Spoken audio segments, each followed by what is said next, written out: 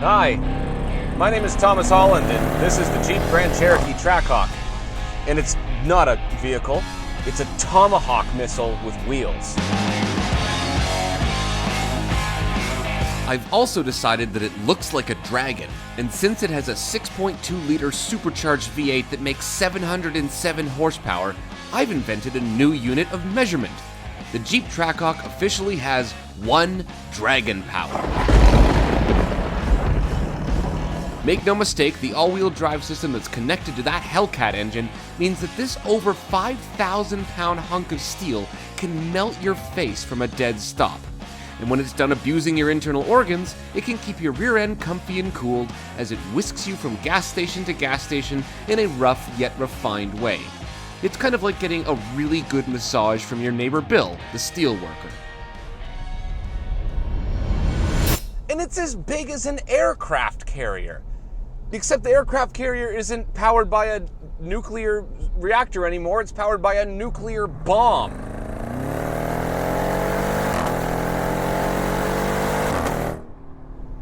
This vehicle is actually ridiculous. It's truly and utterly ridiculous. Because what is it honestly for? It is so beyond belief fast, and it's comfortable, and it's leather trimmed, and it's really luxurious. Okay, I know you all want to hear more about the engine and launch control, and I'm going to get to that in like 1 minute.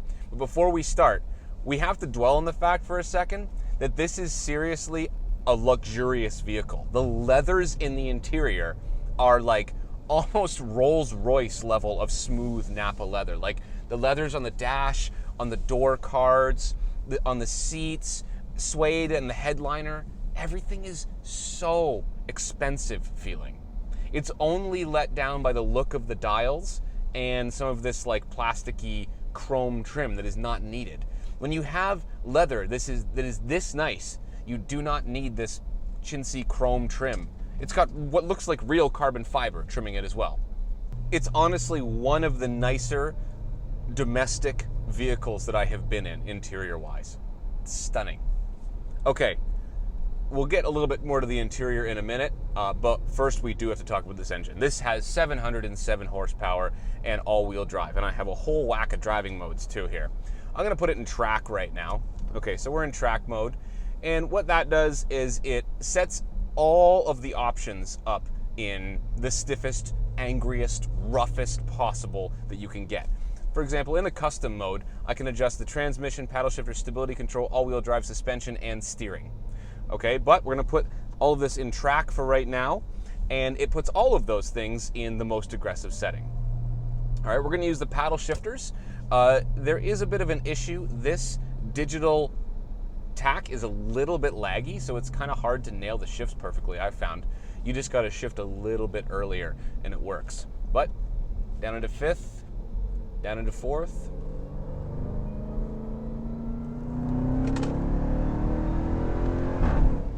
The shifts are beyond belief aggressive. They're like supercar fast. And when you upshift, you get this ridiculous bark. Listen.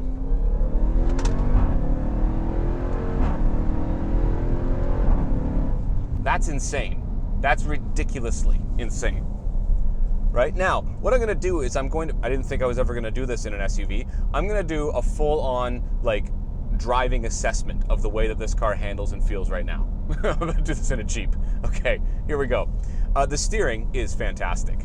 It's really sharp, and in track mode, it stiffens up a little bit. There's not that much feedback coming through.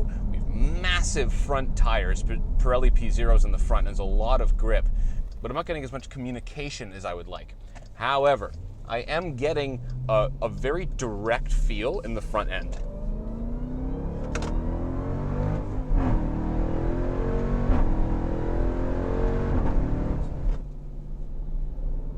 So is it fun on a back road? Yeah, actually it is. If you take away the fact that it has a zillion horsepower and the most aggressive engine in any car I've driven in a long time, then it actually feels exciting to drive.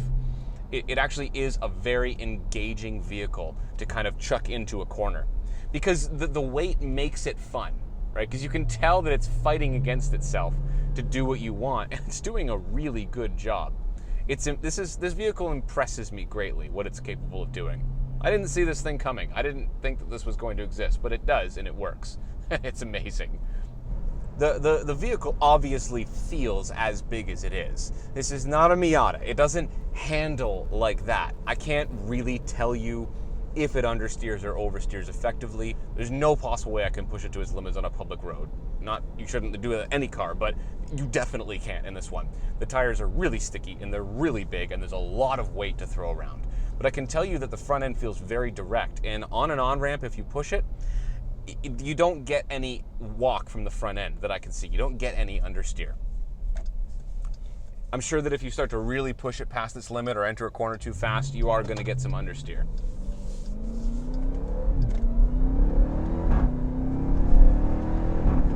This is beyond belief addictive, this car. Once you nail the paddle shifters, you can shift at the right time, and it's super fun. However, if you shift over into automatic mode, it does everything for you very, very well. There's no delay from when you put your foot down to when it downshifts and when it gives you power. Supercharged V8, it has the available torque now. Right? Like, that was me cruising. I think I was in 7th gear there, and I put my foot down and it just took off. The throttle response is actually touchy. It's super touchy. If you're not paying attention and you get out of your regular car and you get into this, you might find yourself going, whoa, as you try and turn left at an intersection. All right, I'm gonna put it back into custom mode now, because in custom mode I have the suspension set on street and I have the paddle shifters on and everything else in sport. So it's a little bit more compliant. When you're in normal mode for the suspension, the ride's actually pretty good. You know what? It really is. It's not really luxurious, but it is definitely well damped. It still feels like you're driving a sporty vehicle, even in the most comfortable setting. But it's not like you can't live with it every day. The damping is very, very good, without a question. It handles its weight so well in any of the modes. Track is too stiff for a back road that's bumpy like this, without a question. Let's talk about the interior and what it's like to live with this car. This is a very, very comfortable vehicle. I like the seats very much. They're quite adjustable. They don't have all the adjustments that you might get in some ultra luxury cars, but they have enough that I haven't had. They're just big and wide and soft and leathery and really comfy. The armrest is in a good spot. The cruising position in this car is excellent, and the driving position is even better. For whatever reason, Jeep thought it was a good idea to make a Grand Cherokee that has a performance driving positioning. That's the only way I can describe this. I can sit super low and flat and have the steering wheel come straight out at me, and it telescopes really far. It's powered, and I can get like a track driving position in this Jeep. Okay, everything is reachable from my driving position. I can reach all of these controls perfectly. Climate control is fairly easy to use. The infotainment, the Uconnect, I'm not a huge fan of it. I find it a little laggy, but it's otherwise, I guess, it's easy to navigate once you figure it out, but there's a bit of a learning curve with it. For example, if I want to turn my cooled seats on, which this has in my 707 horsepower Jeep Trackhawk, I go to climate, go to that screen. There's a little button that I push to turn the seats on, then I have to pick driver's side or passenger side, which that's 3 buttons to get to my cooled seats. I just want them on now, right? Thankfully, it does have a volume knob. Now, one thing I really do like is that when you plug your phone in, I get Apple CarPlay up on here, but it leaves the bottom bar of buttons available, so you don't have to go back out of CarPlay to get to something. So I can have media, apps, control, nav, and I can go back to CarPlay if I want. And by the way, with the new iOS, you can have Google Maps on Apple CarPlay. That's just a new thing that I discovered today, actually. All right, found a sticky section of tarmac on a closed road. Let's do a launch control test, because, oh man, can it do launch control. Hit launch, left foot on the brake, full throttle.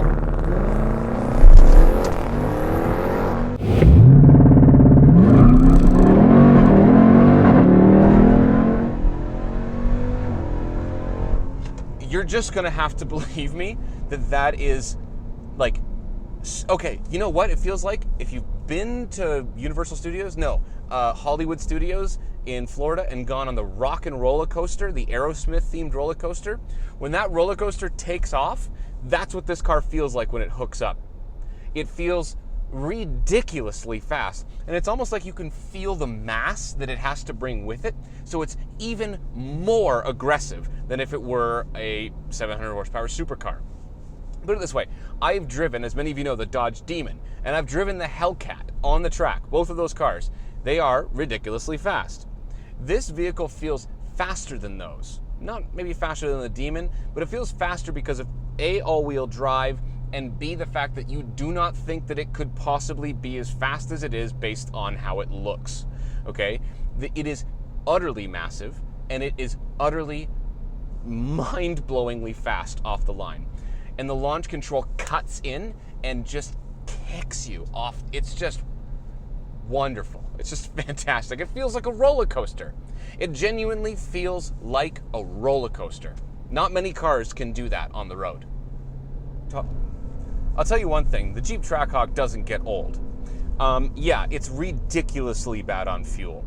I have managed to average 20.8 liters per 100 kilometers.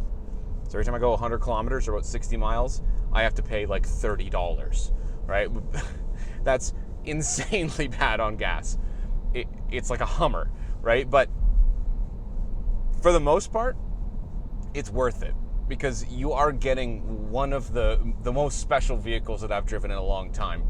This car actually attracts a lot of attention. People that know what it is get really excited when they see it. They go, oh, no way. One guy asked me to do launch control. One guy said, let me hear the exhaust. I got thumbs up, high fives, people clapping. Honestly, it gets as much attention as a convertible Mustang. It's ridiculous. And I think it's because everybody knows this is genuinely a special car.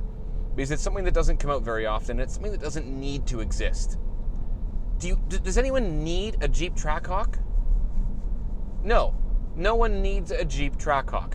But there are people out there that might want to buy them, and I want to high-five those people because I think that this is one of those cars that I'm going to remember 20 years from now. I'm going to look back and go, yeah, there were Civics and there were Mustangs and there were whatever it was. But you remember that ridiculously powerful Jeep? Oh, yeah. That's something that's going to resonate with me for a long time because the way that this vehicle goes off the line and the way that it puts its power to the ground when you're already at highway speeds, and it downshifts, and it slams you back into the seat. And your face looks like this.